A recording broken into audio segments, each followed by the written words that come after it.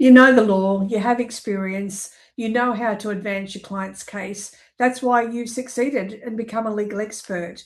But have you ever walked out of a mediation thinking to yourself, I could have handled that differently? Not because you lacked legal expertise, not because you didn't understand the issues, because something happened in that mediation that influenced how you responded. Maybe it was a low offer, an expectation that you believed was unrealistic, a combative response from the other side, a client reacting emotionally, a belief that the court would produce a better outcome than the mediation ever could. The legal issues, they didn't change, but something did. When faced with those challenges, it was your performance. Before we go any further, I've created the Mediation Advantage workbook. If you can't stay till the end of the presentation, you can download it now. It'll help you recognize the performance patterns that influence your mediation performance and apply it in your own mediations. And if you stay to the end, I'll remind you to download it then too, but the link is below. Now, getting back to the presentation, what I want you to do now is to think about one mediation, just one, not the one that settled really easily, the one that you kept replaying over and over again when you left. And I want you to think about that mediation and go back to the moment that you recognized that things had changed, something had changed. Maybe it was that low offer. Maybe your client was becoming more demanding or emotional. Maybe the mediator did or said something that you didn't like. Maybe the other side was combative and that really triggered you. Maybe the negotiation got stuck and the mediation wasn't moving. But I want you to think about that moment. I want you to stay with that moment, because that's the moment that then decides how you are going to perform. So thinking about that moment, stay with it. I want you to ask yourself one question. What changed? Did your legal expertise change? No. Did your experience change? No. Did your preparation change? No. The legal issues in your experience exactly the same. So what changed? Well, when faced with these issues, your performance likely changed. And that's the difference. It wasn't the law, it wasn't your experience, it was your performance. And here's what I've noticed after participating in and mediating many, many matters over years. Most lawyers and barristers believe better outcomes come about because they have better legal arguments. And it's understandable, because legal expertise, it's what we spend years developing. It makes us become legal experts. But legal expertise is now the foundation, because the barristers and lawyers who consistently perform at the highest level, they've developed other capabilities. They recognize when pressure starts influencing their performance, and they know how to respond intentionally instead of just reacting automatically. And that's the advantage beyond your expertise and experience. Here's a mistake that I see experienced barristers and lawyers make. After a difficult mediation, what they do is they review the legal issues, and they can ask themselves or think about it or discuss with their peers or colleagues, should I have pushed harder? How come they couldn't see the law? It was really clear. They couldn't see that they were wrong. Why did my client have such unreasonable expectations of what was possible? Like, why did they act like that? Because the law hadn't changed. And these are sensible questions, but they're also the wrong questions, because the legal issues weren't the only things influencing the process or the outcome. So the better question is, how did I perform when the pressure increased? Once you recognize that, you realize something very important. The legal issues, they don't become suddenly more complicated or complex. You realize the mediation has changed. And the question becomes, did you change with it?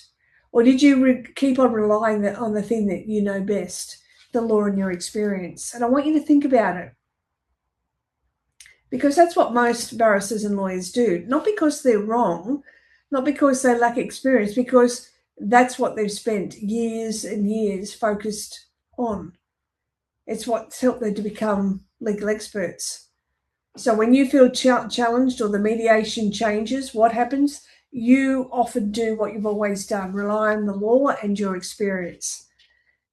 But the problem is that most mediations require more than the law. Of course, the legal issues and the legal discussions still matter. They always will. But they're no longer the only thing influencing what's happening in the process or what outcome you're going to land on. I want you to think about a thermostat. A thermostat doesn't control the weather outside. It doesn't stop the temperature from changing inside the room. It doesn't change its settings because the conditions change. It has a set point.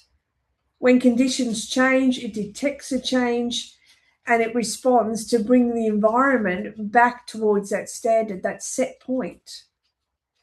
High-performing lawyers, they develop the ability to do the same. They don't try to control the room. They don't try to control the people in the room or the mediation. They know the standard. They know the set point that they want to operate at.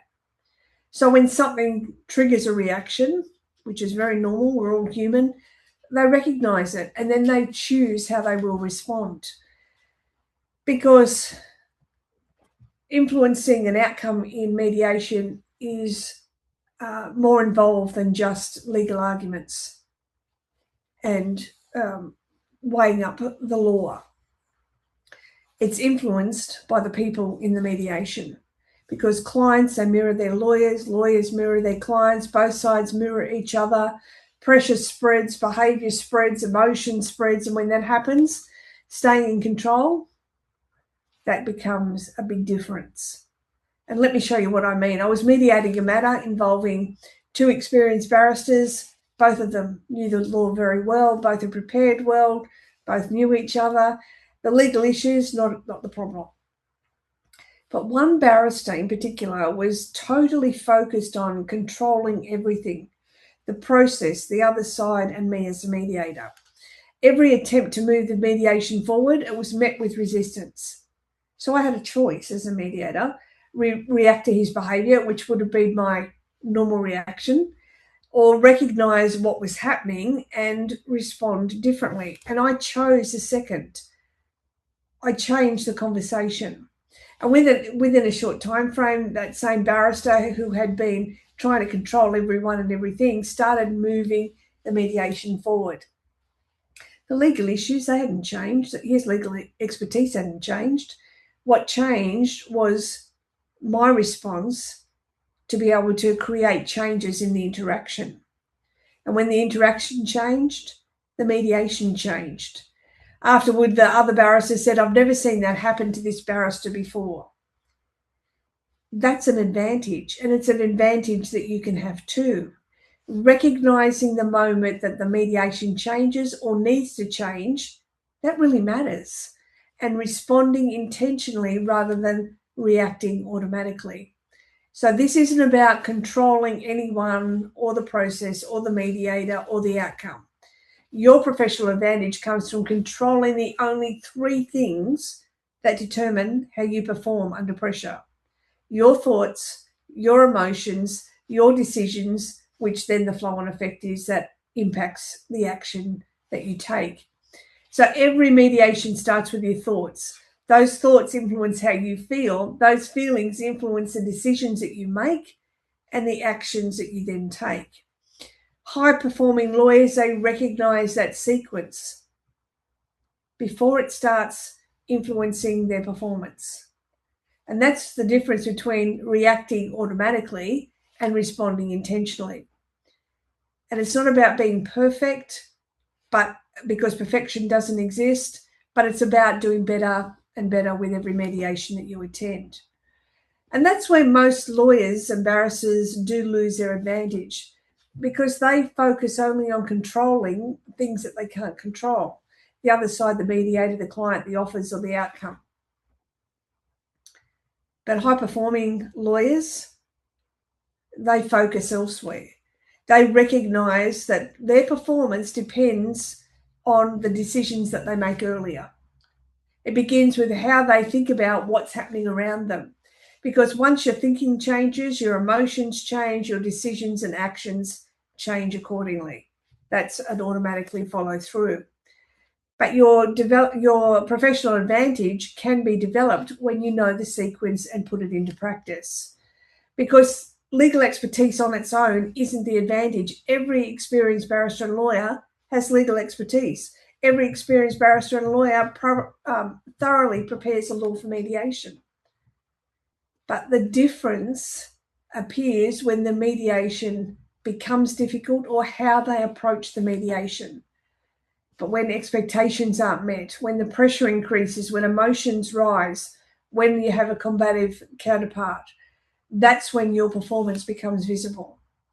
And that's why some experienced barristers and senior lawyers consistently outperform others, not because they know more law, because they've developed the ability to perform at the standard that they have set and expect of themselves, regardless of what's happening around them. So today we've explored why legal expertise and experience aren't the advantage in mediation. Everybody who is senior has them, but your performance is. More specifically, your ability to recognize when pressure starts influencing your thinking, your emotions, your decisions, and ultimately your actions.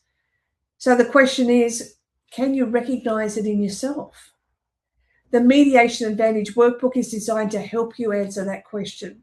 It will help you identify the performance patterns that influence your mediations, build your own reaction response gap, and apply the ideas that we've discussed today in your own practice.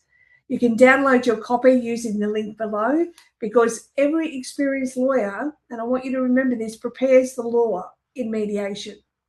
That's not the advantage, but very few prepare to perform at the standard that they set and expect of themselves.